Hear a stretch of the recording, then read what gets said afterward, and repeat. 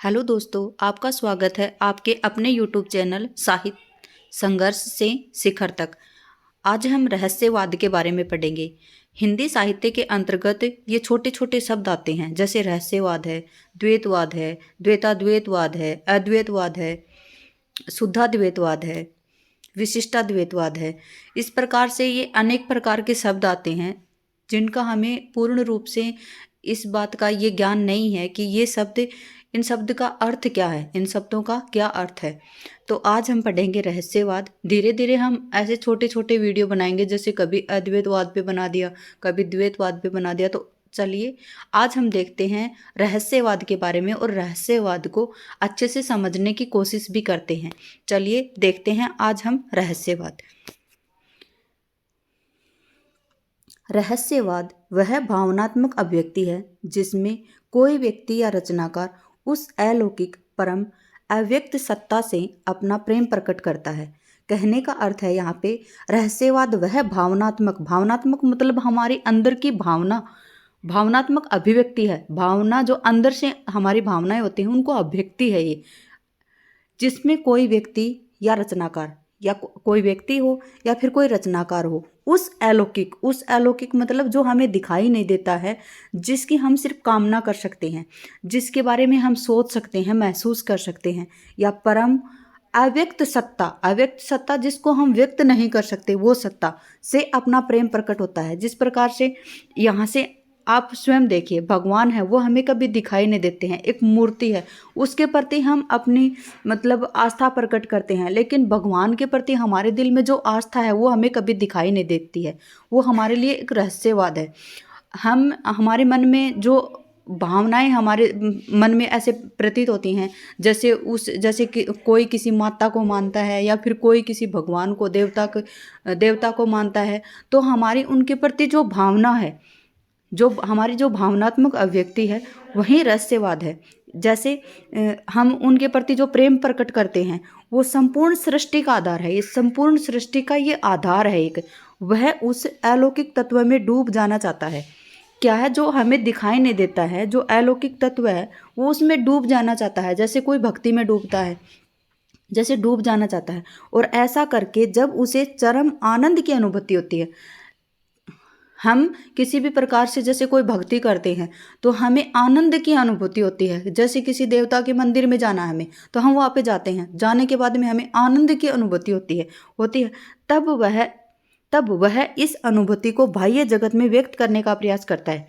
मतलब हमें अंदर की जो अनुभूति हुई है वो हम बाह्य जगत में कैसे व्यक्त करें, कैसे दिखाएं, उसका प्रयास करता है। किंतु इसमें अत्यंत कठिनाई होती है। बाहर बाहर बाहरी जगत में हम उसको प्रस्तुत नहीं कर सकते हैं, उसमें कठिनाई ही कठिनाई है।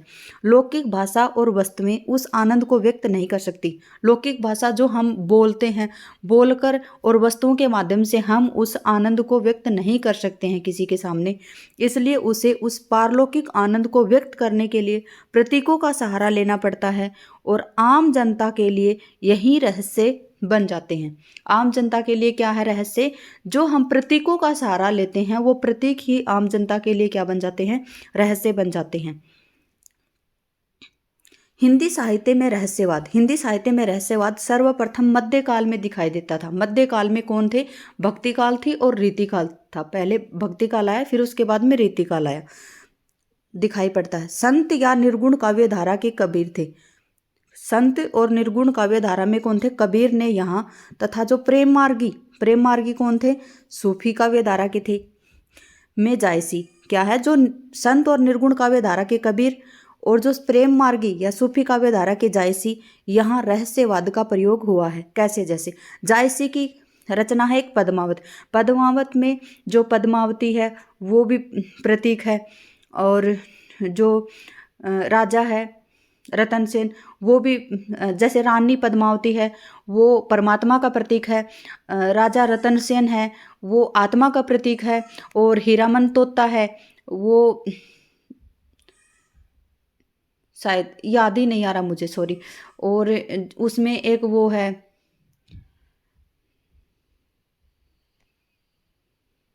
सॉरी याद नहीं आ रहा है, लेकिन वो प्रतीक है वहाँ पे। स्पष्ट रूप से याद नहीं आ रहे मेरे को, लेकिन वहाँ पे वो प्रतीक हैं, प्रतीकों के माध्यम से उन्होंने समझाया है उनको। दोनों परम सत्ता से जुड़ना चाहते हैं। दोनों कौन है? कबीरदास जी और जायसी, ये दोनों परम सत्ता से जुड़ना चाहते हैं और उसमें लीन होना चाहते हैं। कबीर योग के माध्यम से और जायसी प्रेम के माध्यम से। देखिए, जायसी प्रेम के माध्यम से, क्योंकि उसमें पद्मावती और जो रतन सेन है उस उनका प्यार उनका जो लगाव है एक दूसरे से, जो प्यार है वो दिखाया गया है वहाँ पे, कि परमात्मा का आत्मा से किस प्रकार से मिलन, तो उस प्रकार से वहाँ पे प्रेम के माध्यम से दर्शाया गया। इसलिए कबीर का रहस्यवाद है वो अंतर्मुखी है।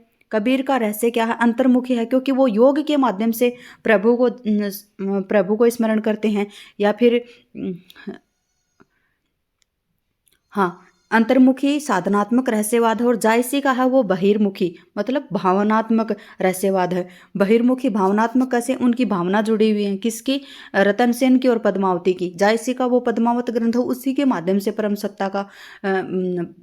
सत्ता को प्रतीकों के रूप में वहाँ पे उनको दर्शाया गया है। तो ये होता है रहस्यवाद। इस प्रकार से रहस्यवाद को हम जान सकते हैं कि रहस्यवाद क्या होता है। हमारी जो आस्था है, जो हम अंदर से महसूस करते हैं, हमारी जो भावनाएं हैं, वही रहस्यवाद है।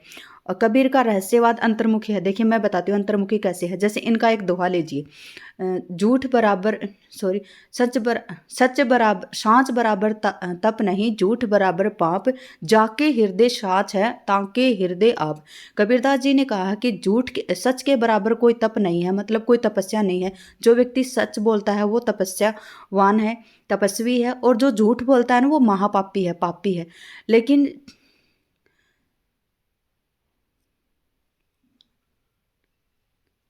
और कबीरदास जी ने फिर क्या कहा कि जाके हृदय साच है, मतलब जिसके हृदय में, जिसके दिल में साच है ना, जो सत्यता है, उसके हृदय आप मतलब वो परमात्मा है।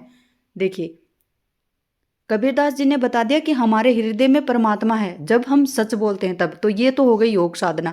और पद्मावती जो महाकाव्य है जायसी का, उसके अंतर्गत जो रतन सेन और जो पद्मावती हैं, उनका जो एक दूसरे से मिलन है, जो उनका प्यार की जो नोक झोंक है या फिर उनकी बातें हैं, किसी भी रतन सेन देखिए वहाँ पे किस प्रकार से एक योगी का रूप धारण करता है पद्मावती से मिलने के लिए।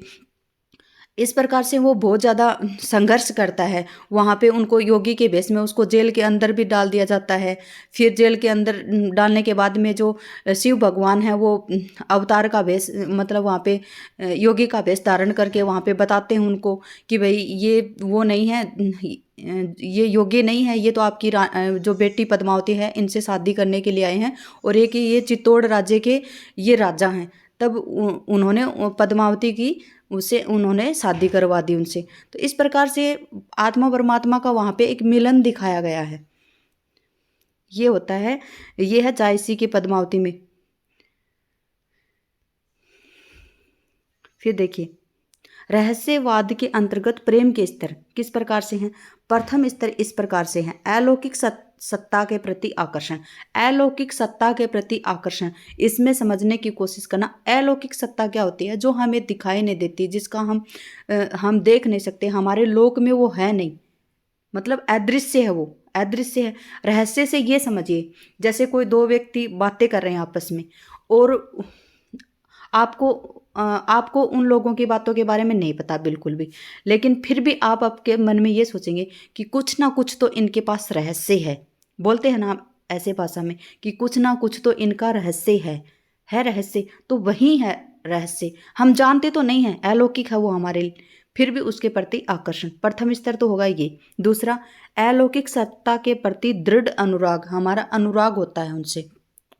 तृतीय है विरहानुभूति, विरह की अनुभूति होती है। हम किसी से प्रेम करें, चाहे प्रेम में ये नहीं है कि मतलब दो लड़का लड़की का ही प्यार है, नहीं, माता पिता के प्रति भी प्रेम होता है, अपने बच्चों के प्रति भी प्रेम होता है। तो वो विरह की अनुभूति, मतलब कोई व्यक्ति हमसे दूर हो जाता है तो हम उसमें विरह करते हैं, वो किसी को दिखाई नहीं देता, वह भी एक रहस्य है। चलिए चौथा स्तर है मिलन का मधुर आनंद।